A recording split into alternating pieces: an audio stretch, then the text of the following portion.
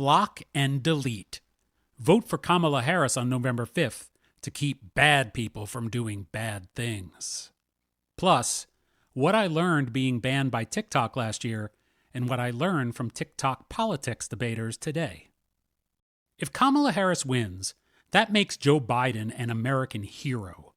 This statement is not about patriotism. This is about people in general and what they do and do not do for the benefit of their fellow man. I really didn't want to write about politics today.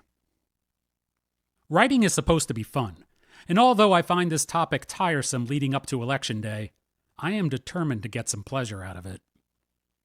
After 2 years of consistent daily content creation, I have learned the hard way about managing social media comment sections. Monitoring for the most insane replies to what I thought were pointed but ultimately innocuous TikToks is part of the gig that I did not expect. Things were not like this in the relatively safe space of Facebook, populated with professional colleagues. Because I port my TikTok content over to other platforms, Facebook, Instagram, YouTube, etc., I started to see how the same videos would draw different types of reactions from various social media audiences. I was forced to develop a method, through trial and error, of dealing with this exciting but sometimes debilitating response to me and my increasingly raw public persona. I am coming up on the 1-year anniversary of being banned for life, unless I start a second account, from going live on TikTok. I started going live on the app as soon as I had enough followers and used the opportunity to kill time on the treadmill twice a day. It was a lark, and it worked well for me until it didn't. I made friends, followers, and fans during those months, but I also attracted the internet's worst trolls. I had never been confronted so directly with so much anger and hate before. Much of the harassment came from Donald Trump supporters, who seemed to be the most populous segment of internet trolls over the last almost decade. Maybe there's also a cadre of Democrats who go about this same behavior.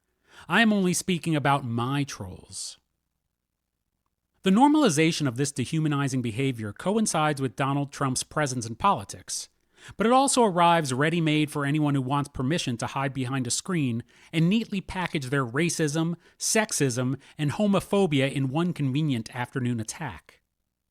I use the word attack because I dig alliteration. I never actually felt attacked, as much as I felt provoked. For the portion of these trolls who are actually human, I have allowed myself to believe that a significant percentage are bots, because I want to feel like I live in a world with humans who would not say some of these things. It isn't enough to vomit the venom. They want to see how the poison makes the victim react. I was sad when I was banned from going live on TikTok, but I was also relieved to stop feeling like I had to put myself into the line of fire just because the firing squad showed up. You see, I learned to deal with bullies early in life. I was a little smartass who did not accept my parents' poor excuse for parenting. I parented myself. I did not get physical with my tormentors. I didn't need to. I made bullies believe that I was crazy. A weird eye roll, a strange face twitch, and an increasingly quieting monotone voice will scare just about anybody. This side of me came out to my foes, and is what my fans loved, when I would live stream because I could not ignore the chance to strike back at anyone who justified my wrath by striking at me first. These guests on my show invited me to go loco, which I loved. I found myself unmatched when it came to undermining the confidence of anyone who stepped to me, and I enjoyed making them question their sanity and their manhood. But these exchanges also ruined my day a few times. They got dark, and one day, as it happens quite often on TikTok, a user or group of users reported my live stream and got me banned. In fact, right before it happened, one of them left a comment on one of my videos saying, "Have fun being banned." The appeals I made to TikTok went unanswered, and I accepted it. I am grateful that this happened. In thinking it over, I realized that TikTok expects users to rise above this kind of trolling and not strike back. The app provides the tools to mute and block nuisances, and they expect those tools to be used. I suppose TikTok did not think of people like me, who are happy and satisfied as artistic creators, but who will also apply their creativity to psychological warfare. I used to fight back in comment sections too, although my awareness that the internet is forever made me more guarded. Still, I didn't like the way it felt to waste time responding, and eventually I landed on my now standard methodology. I block and delete immediately. As soon as I recognize the discourse as disrespectful, which is putting it mildly in most cases, we're donezo. This is progress for me, and is not unexpected progress. I have been working on my behavioral issues in therapy for 7 years. I don't want to be an angry guy, but I am an angry guy for reasons that will always be a part of my life. We all live one life, and the bad parts of our lives are still our parts. Blocking and deleting is such a useful way to excise negativity out of existence as we actualize our best selves. Unfortunately, it isn't possible to block and delete the political climate that we live in 2 weeks from the most consequential presidential election of my lifetime. On November 5th, 2024, it is possible, however, to block and delete the pervasive pandemonium of the politicians themselves. Like my troll commenters, they won't actually go away, but their influence and ability to affect our lives can be neutralized. You may have noticed that I did not mention Twitter in my social media story above. This is because I no longer post on Twitter. When Elon Musk forced the hastily undesigned X logo, which looks like it might be for a website showcasing snuff films, onto my phone, I permanently retreated. Uninstall, baby. Block and delete. Elon Musk, Donald Trump, and other less famous fearmongers, which the casual observer of the political landscape might not be aware of, are, in fact, very aware of you. These damaged people seek to assess who is and who is not on their side, and then encourage and utilize their base of support to nefarious political ends. This is nothing new, of course. All recorded time contains these characters, but you and I are living with the current threat to what will become someone else's history someday. When I feel like I am overreacting, I remind myself that we have precedent throughout the world of dictators, authoritarians, and despots who, instead of seeking therapy to drill down on their daddy issues, seek to control our freedoms. Dude, and it's always a dude, 45 minutes per week on a couch talking to a therapist is actually a viable option. Sometimes I wish I weren't as schooled about the dedicated malice that the most vocal of Donald Trump supporters want to inflict upon their neighbors. Some will say they are just voting in their best interest, insisting that it is policy and policy only that motivates their support. To me, any vote for a pernicious person is a vote against humanity's prosperity. Do you know the song Sleeping with the Television On by Billy Joel? I don't sleep with the television on, but the song is still about me, because I rarely go too long without needing some chatter going on in the background while I sleep. I do choose silence sometimes when I want to let my mind have control of my dreams, but I prefer to refrain from too much exposure to my unconscious. For a while, I would play reruns of The Howard Stern Show. Then I got really into the scam baiter Kit Boga. And more recently, I have been tuning into the late-night political debate live streams of a group of various 20-somethings on TikTok. Debating is an exploding niche on TikTok, and the best at it are incredibly informed, intelligent, highly skilled at debate, and getting better every day. While the most popular members of this debate clique are young white guys, there are others spanning gender, sexual orientation, age, and ethnicity. One of them is a black man named Jaden, who has a voice that could read the phone book and does an excellent Donald Trump impersonation. He often guests on other live streams to lend a black perspective to the conversation. Debaters are good about not speaking for communities that they are not a part of, and instead bringing in other debaters who are. Somehow, it is reassuring that the debate side of TikTok attracts the same debasing commentary from Donald Trump trolls regardless of the debater's stripe. These guests may tweak their insults, but their small minds tend to go for the typical put-downs and slurs. When a discussion with a minority debater goes well, it adds a personal wrinkle to the conversation that sometimes enlightens the guest. The difference from the experience I encountered in my live streaming days is that instead of trying to inoculate these diseases in the real time of scrolling comments, debaters are engaging in live discussion with these terms of service taunting people. As moderators of their platform, political debaters can mute the guest's microphone or kick them from the stream entirely, a la block and delete. But this is seen as running away from the conversation or conceding the argument. Typically, trolls, which seem to comprise a majority of guests, are tolerated until they devolve into language that could get the host's live stream banned. Usually, TikTok's moderation flags the guests and removes them before the host is even able to do so. Donald Trump supporters who are confronted with irrefutable facts by someone with double the IQ and half the age usually erupt in anger, so most debaters have several accounts in various stages of ban. When a user's live stream gets taken down, they will usually pop up on another moments later. Parker is a very popular 22-year-old debater from Iowa who grew up in a Christian household and was a Donald Trump supporter in his teens before educating himself, earning an economics degree, and moving to Los Angeles.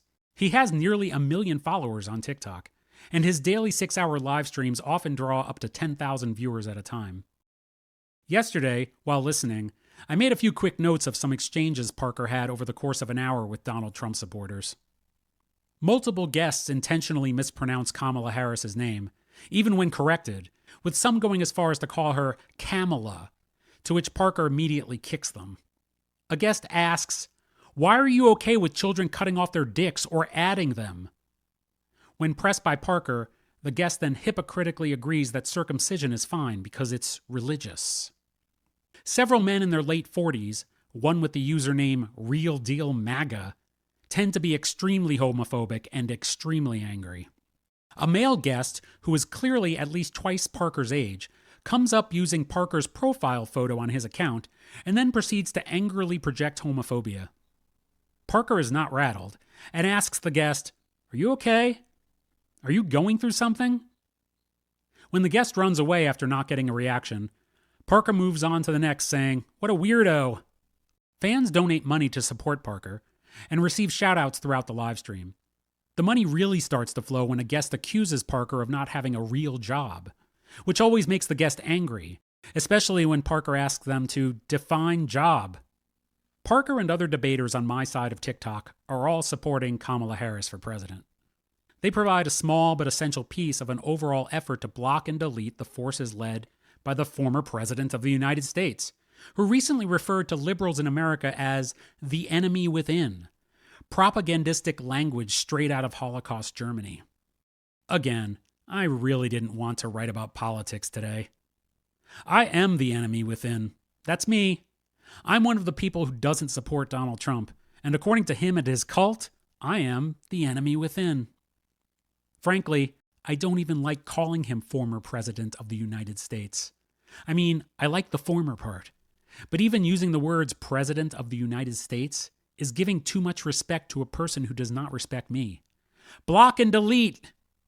If we re-elect Donald Trump, we agree to obliterate what we know this country to be, an imperfect nation that strives to be better, to learn from mistakes, and continue to reject its darkest impulses and forces because we find them abhorrent and counter to lifting up the disadvantaged among us. If we re-elect Donald Trump, then we deserve what we get. America will then affirm itself as a country that was founded in the darkness of genocide and slavery and is going to die in the shadow of that darkness. We vote against who we want to be and uphold what we never were. Kamala Harris is not perfect. Kamala Harris is an extremely accomplished human being who displays compassion, empathy, and kindness. She is a person that, by electing her, we proclaim that we deserve to have a president who actually wants to leave this life having done good things for people. Someone who actually gives a shit about someone other than herself, because doing so gives her life purpose. Someone who wants to help, serve, and protect people. Not Republican, not Democrat, not independent people. People. If Kamala Harris is elected, Joe Biden will rightfully be held up as an American hero, a man who ran to keep Donald Trump's dark forces out of the White House, and a man who then did not run to keep Donald Trump's dark forces out of the White House. The moment I saw Joe Biden walk on stage at the first presidential debate, I knew that he would not be up for the pressure of campaigning, and the pressure of prosecuting Donald Trump required this season. As soon as he said hello, I knew. This was especially jarring considering how hard he rocked the State of the Union just a few months before. However, I never questioned Joe Biden's overall mental acuity or decision-making abilities. I still watch him give speeches and interact with reporters often. I also never questioned the man's dedication to country. Stepping up to do the right thing at the right time for the right reason for the love of country is what patriotism actually is. I realize that Donald Trump and his supporters might believe that they are actually doing that very thing, but they are not from my point of view. To be fair, I also watched Donald Trump's hour-long conversation at the Economic Club of Chicago last week. If Donald has any wheelhouse, economics is probably it. He seemed much more coherent than he ever does at his rallies, but his explanation of how he plans to impose across-the-board tariffs on imports, denounced by most economists, only exemplified his grievance-based behavior. He seemed to be more interested in enacting his ideas than if the ideas had any merit, as he bellowed on about calling this leader and that leader and forcing them to bend to his will. Bullying is not diplomacy. Block and delete. I believe Donald Trump couldn't care less about winning the presidency, other than winning the ability to use the office to bring money into his personal organization, wield power against his personal enemies, and keep himself personally out of prison. I would respect the man more if he would be honest about it. If he wins, he will not even pretend to do the job this time, and with only his educated but nefarious flunkies to populate his administration, he will dole out the most consequential positions in our government to those who seek to make America their personal safe space, where no one exists who is not like them, and there is never a reason to look inward and question themselves. Not only will people like this never visit a therapist's couch, they will seek to malign and marginalize those who do. People such as these, let's use Donald Trump's running mate, J.D. Vance, an ideological shapeshifter who once called Donald America's Hitler as an example, are willing to bend to whatever reality will keep them feeling milky and toasty warm. The response across the internet to rants like mine above falls into the same universe I described about Parker's live stream or in the comments section of my TikTok videos. A series I have been posting, called Good Morning Donald, has kept me busy blocking and deleting recently. No matter what the argument from Donald Trump's cult, truly, the only word in existence to explain the inexplicable devotion to defending the behavior of a man that they don't even know, I always meet the nastiness with my simple and undeniable reality. I don't like the man. I judge a person by the character they display, and I can because I include myself. I am grateful for having been banned by TikTok, because going live brought out something in my behavior that I did not like, and Donald Trump brings out something in the behavior of my fellow Americans that I do not like. Donald Trump has given permission to his followers to speak to Parker the way they do, to speak to me the way they do, to speak about the future of our country and its people the way they do.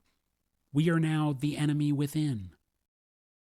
Donald Trump has normalized this behavior to such a degree that it has infected the already questionable mainstream media.